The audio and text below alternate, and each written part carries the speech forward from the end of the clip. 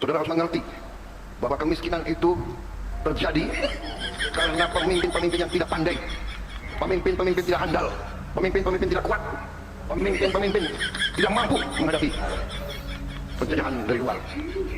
Karena pemimpin tidak pandai, karena pemimpin tidak handal, karena pemimpin tidak paham bagaimana menjalankan negara dengan sebaik-baiknya, maka bangsa-bangsa asing bisa menguasai Nusantara yang begini luas. Oke, saya setuju dengan isi pidato Presiden Republik Indonesia Bapak Prabowo Subianto. Saya setuju. Yang mengatakan bahwa terjadinya kemiskinan di suatu negara diakibatkan karena pemimpinnya tidak pandai, tidak kuat, tidak mampu, dan tidak handal. Ya. Jika di suatu negara masih banyak angka kemiskinan, berarti pemimpinnya itu tidak pandai alias bodoh. Benar kan? Lawan kata pandai adalah bodoh. Berarti pemimpinnya tidak kuat, yang artinya lemah, tidak mampu, loyo, lemah juga. Nah, anggap saja saya ini adalah seorang pengamat politik amatiran, pengamat politik kelas 3, pengamat politik abal-abal. Tapi yuk kita main logika. Logikanya begini. Sekarang anggap saja di suatu negara, bukan Indonesia, tapi Konoha. Jika di negara Konoha masih ada rakyat atau banyak rakyat yang tingkat kemiskinannya tinggi, berarti pemimpinnya bodoh, pemimpinnya tidak pandai. Nah, harus dipertanyakan, apakah di negara Konoha itu masih banyak kemiskinan? Masih ada kemiskinan, tingkat kemiskinannya masih tinggi. Oh iya masih, dengan datanya, dengan faktanya, berarti pemimpinnya bodoh. Berarti pemimpinnya tidak kuat, lemah. Berarti pemimpinnya tidak handal, ya loyo. Itu kan artinya begitu. Nah, jika di Konoha benar-benar banyak kemiskinan, berarti pemimpinnya itu bodoh. Nah, pertanyaannya, siapa pemimpin yang bodoh di Konoha itu? Anjay. Siapa ini? Ya silahkan Anda jawab sendiri. Saya tidak mengatakan siapa-siapa. Hanya ini kita membahas apa isi pidatonya. Ya berarti benar, pemimpin di negara Konoha itu bodoh. Pemimpin di negara Konoha itu tidak pandai, lemah, loyo. Sudah bodoh, lemah, loyo. Jika memang masih banyak angka kemiskinan. Saya tidak menuduh siapa-siapa. Ini hanya ibaratlah negara Konoha gitu. Ya. Jadi Konoha kalau banyak kemiskinan, di situ miskin, di sini miskin, tingkat kemiskinannya masih tinggi, berarti ya pemimpinnya loyo, pemimpinnya bodoh, tidak pandai, tidak mampu. Ya tinggal tanya saja sekarang siapa pemimpin di Konoha, gitu aja. Saya pinjem bahasa almarhum Gus Dur, gitu aja kok repot. Ya begitulah. Jadi kita sebagai rakyat, memang kalau kita mencari seorang pemimpin yang benar-benar sempurna, tidak mungkin akan bisa. Paling tidak, kita ingin mencari pemimpin yang lebih baik dari pemimpin yang sebelumnya. Bukan malah lebih hancur, lebih radikal, ya, dengan mengambil kebijakan-kebijakan yang tidak pro rakyat. Nah, ya, mudah-mudahan saja pemimpin-pemimpin kita diberikan kekuatan, diberikan kesadaran oleh Tuhan yang Maha Kuasa, Allah Subhanahu wa taala, untuk mengelola, ya, mengelola keuangan negara, mengelola rakyat sehingga rakyat bisa hidup makmur dalam keadilan dan adil dalam kemakmuran.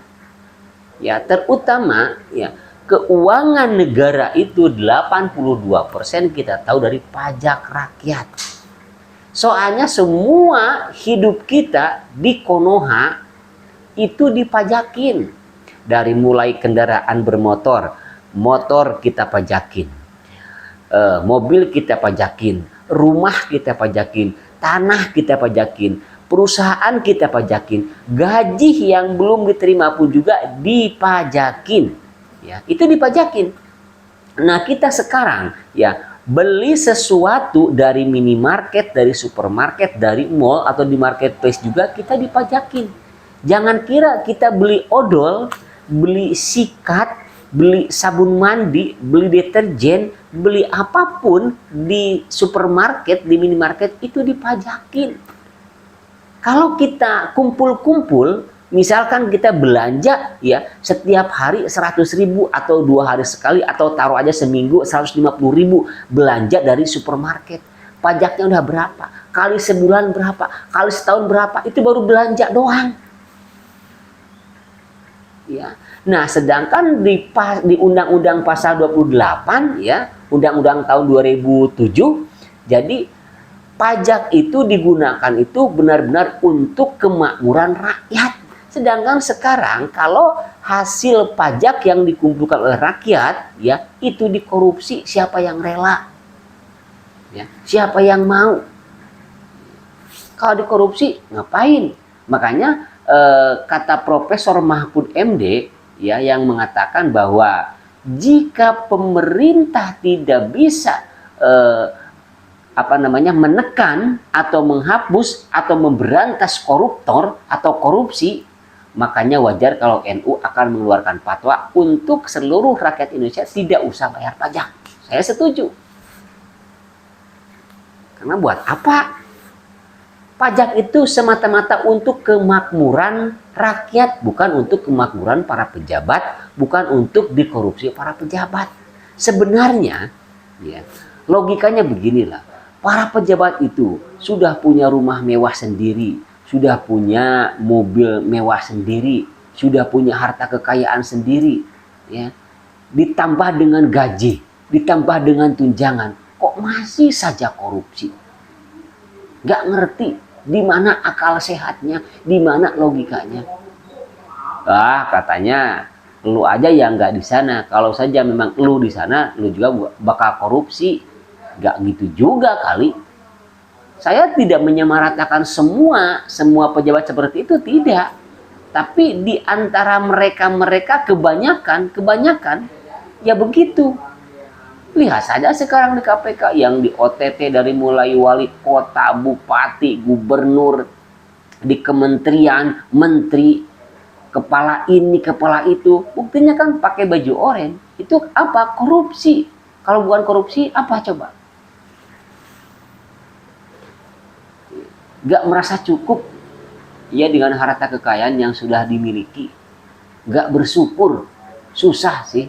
Sedangkan pertanggungjawabannya jangankan di akhirat, di dunia aja udah terlihat, apalagi nanti di akhirat. Oke, sekarang tidak semua orang yang korupsi itu dikatakan koruptor. Tidak. Karena apa? Yang belum ketahuan bukan koruptor.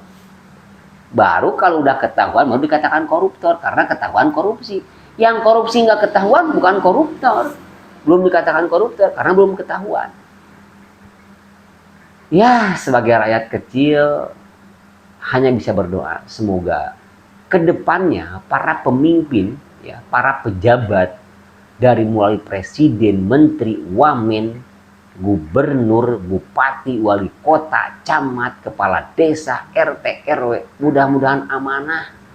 Ya, ingat, semua kelakuan Anda akan dipertanggungjawabkan, akan dimintai pertanggungjawaban. Setiap manusia, jangankan pemimpin, kita saja akan dimintai pertanggungjawabannya nanti di akhirat.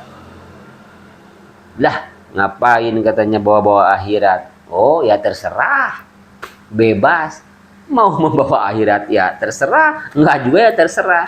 Cuma kan kita saling mengingatkan, ya. Lah katanya ngapain ngomong mulu, didengar juga kagak, nggak jadi masalah. Yang penting kewajiban kita sudah dilakukan. Akhirnya kita terbebas dari kewajiban. Bukankah kita watawasau bil haqqi watawasau bis sabr?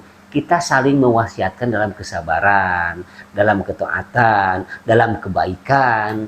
Kalau memang nggak bisa dikasih masukan, nggak bisa dikasih ya istilahnya pencerahan, nggak bisa diberikan pandangan supaya tidak korupsi, supaya benar-benar melakukan kebaikan, ya terserah. Ya, siapa yang menanam dia akan memanen, gitu aja. Lamun cek orang Sunda mah melak bonteng bakal jadi bonteng, melak cabe bakal jadi cabe, melak goreng bakal jadi goreng, melak hade bakal jadi hade. Kembali ke diri masing-masing. Ya terserah, itu mah pilihan. Mau korupsi ya monggo silahkan, pertanggungjawabannya nanti sendiri-sendiri ya, di dunia dipertanggungjawabkan ya. Kalau ketahuan, kalaupun tidak ketahuan, tunggu nanti seluruh rakyat Indonesia yang Anda hianati nanti akan menuntut di hari kiamat. Ya mudah-mudahanlah kita berdoa semua para pejabat kedepannya yang belum korupsi ya jangan sampai korupsi, yang sudah korupsi stop, jangan korupsi lagi ya. Ini mah udah korupsi diangkat lagi jadi kepala ini, jadi menteri ini, udah tahu kena kasus akhirnya gitu lagi. Payah, parah. Ya udahlah, pusing mikirinnya. Yang penting mudah-mudahan aja Indonesia akan baik-baik saja. Walaupun ngomong gimana pun kita ya nggak bakal didengar. Ngapain gitu? Ya ngapain, tapi kan kita juga punya hak untuk bersuara, punya hak untuk berbicara, punya hak untuk mengatakan, untuk mengeluarkan pendapat, dilindungi undang-undang. Dan intinya kewajiban kita saling mewasiatkan ya. Ya walaupun memang nggak didengar ya terserah. Yang penting kita, kewajiban kita sudah dilakukan. Jadi kita tidak punya beban gitu loh. Masalah didengar atau tidak ya monggo silakan. Yang penting tidak dosa di kita. Tetapi mungkin kita juga dengan cara elegan. Kalau sampai memaki, mencaci memang tidak diperbolehkan. Namun apabila ada pun mereka yang mencaci maki ya mungkin terserah mereka. Karena mereka mungkin sudah muak, sudah benci, sudah kesel ya dengan keadaan-keadaan yang seperti ini ya, di mana harga-harga naik, di mana sekarang pekerjaan susah, yang ada juga sistemnya kontrak outsourcing, mana gajinya seperti ini ya, kebutuhannya banyak. Wajarlah ya, tidak menyalahkan mereka-mereka yang seperti itu ya. Terserah, mungkin banyak orang berbagai cara untuk mengeluarkan unek-unek atau menyampaikan pendapat ya, dengan teriak-teriak, dengan bahasa kasar, dengan bahasa songong, dengan mencaci, dengan memaki, ya itu pilihan mereka ya, terserah gitu. Yang penting intinya kita semua sama-sama ingin merubah ya, ingin merubah Indonesia menuju lebih baik lagi. Bagaimana caranya? Kita jangan pernah putus asa untuk mengingatkan terus ya, mengingatkan pemerintah, mengingatkan para pejabat, sekalipun tidak dengar nggak jadi masalah. Berarti nanti kita di akhirat tidak ketika kita nanti ditanya oleh Allah, kenapa kamu tidak mengingatkan? Kita mungkin menjawab, sudah ya Tuhan, ya Allah, saya sudah mengingatkan, tetapi mereka tidak dengar. Gitulah ya. Nah seperti itu. Oke, mudah-mudahan Indonesia akan lebih baik, akan jauh lebih baik dari hari ini, dari hari sekarang. Mudah-mudahan siapapun nanti yang akan menjadi para pejabat, menjadi pemimpin baik RI 1, RI 2, siapapun mudah-mudahan akan lebih baik dari pemimpin yang sekarang sudah ada ya, akan amanah. Oke, thank you, terima kasih.